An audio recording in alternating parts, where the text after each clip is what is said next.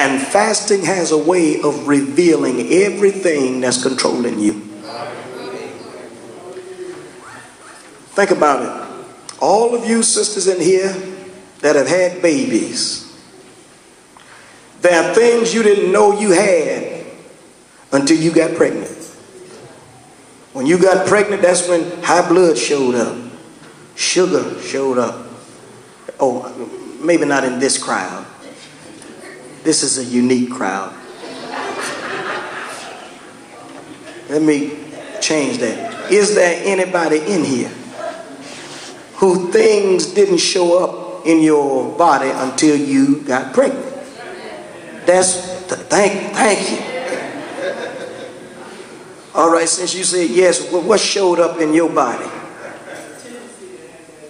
A tendency to have diabetes. Anybody else? Somebody else? Yes, Sister Minnie. You had low blood. Anybody else? Yes, is that Sister Betty Clancy? High blood. Sister Daphne? High blood pressure. Anybody else? Who is that? Sister Moore? Yes. Say it again. Anemia. Okay. Anybody else? All right, that's good enough. Now all this stuff probably was already there. In fact, it was.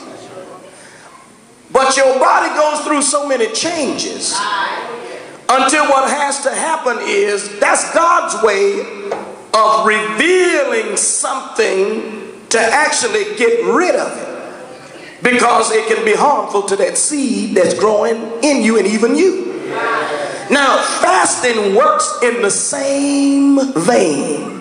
When you start fasting, you will be bothered with things you didn't even know was there. But God reveals it, because as you fast, He's trying to get you to conquer it. The sad thing about when you're pregnant, you can't take a thing for it. You just have to go through. Come on, am I right? Help me out, help me out. You can't even take a pill hardly for a headache. A cold, you can't take anything. It's too detrimental. It's too much of a risk. And as you fast and God reveals what's going on in you, there's nothing you can take for it. You just have to deal with it and take control of it. Let me say this. During this time of fasting, as God reveals to you the things that are controlling you, take control of it. You got a habit you can't break. You can break it if you fast and dedicate your life to the Lord. You can break it. The only reason things don't leave is because you want it to stay there. Come on. And you know, we sometimes cover up, but it's still there. All right, let me show you this. As we get older, a lot of people have problems with gray hair.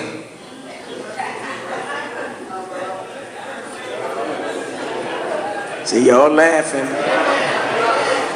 They got problems with gray hair. So what you do, you go get you a rinse. Or either you go buy you a whole head full of hair.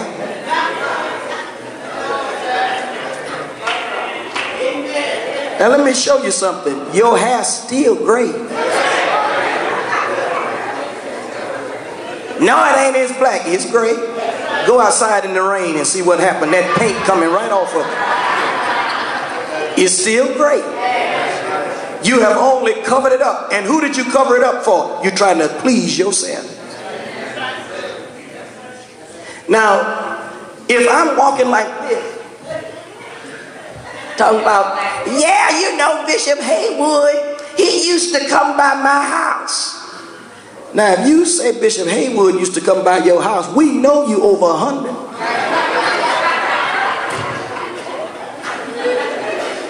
Now, how can you say Bishop Haywood used to come to your house and your head looked like this poinsettia?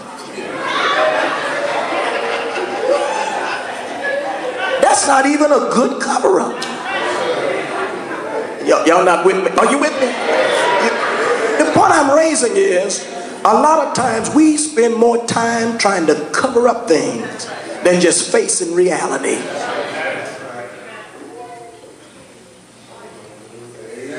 And when it comes to this flesh, don't cover for it. Let God work on it so you can be better. As we begin next month, which is Tuesday, please, now, don't be one of those saints that's so bold that just love to declare, oh, I ain't fasting. You too bold. You are too bold. You are too bold. This is not a suggestion from God. This is a command from God for this church. Well, you know, people have parties and they plan things where you decide. Don't even ask me. Don't send me no notes asking me, is it okay if I go to the dinner and skip out fasting? No, you decide what's more important. Chicken wings or getting yourself straight before God. You decide which is more important. And if you come to the conclusion chicken is more important, ain't no need in me getting upset. I just hope you don't get choked on the bone. See, when God sent out a clarion call, it wasn't an option. Because if we wait till there's no dinner schedule, no party schedule, no this schedule, we ain't gonna never fast. Now what would you do if God called a fast in July? My family reunion was more important, sitting around your drunkard cousins or getting in touch with God.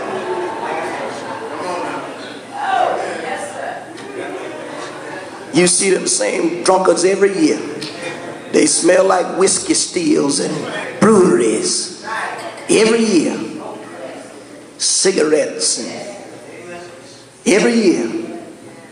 You are going to have to come to the conclusion to decide what's more important, your soul or pleasure. I'm not going to argue. This is what God said. This is what we're doing. You as saints just be bold enough to tell each other, you know what? You ain't really saved, are you? What you mean? See, saved ain't what you got in the 60s. Saved is how you live. And if God is calling for us to fast and all you can think about is a chicken wing, you must not really be saved. I can tell you now, they're going to stop talking to you then.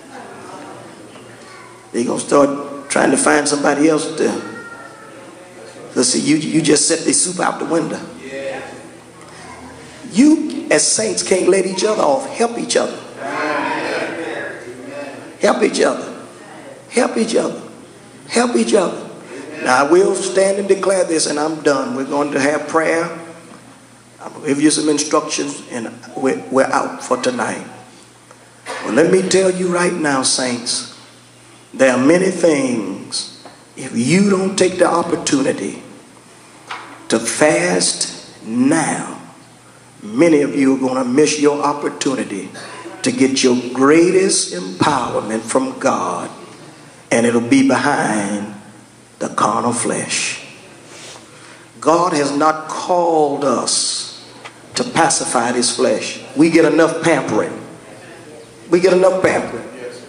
This flesh don't want to fast. Your flesh does not want to fast. Your flesh don't want to pray. That's the reason why after Sunday school there'd be hundreds of us sitting in here and all you can hear is Sister Hackett hollering and one or two others praying. And I look around, I said, good Lord, all these hundreds in here and all I can hear is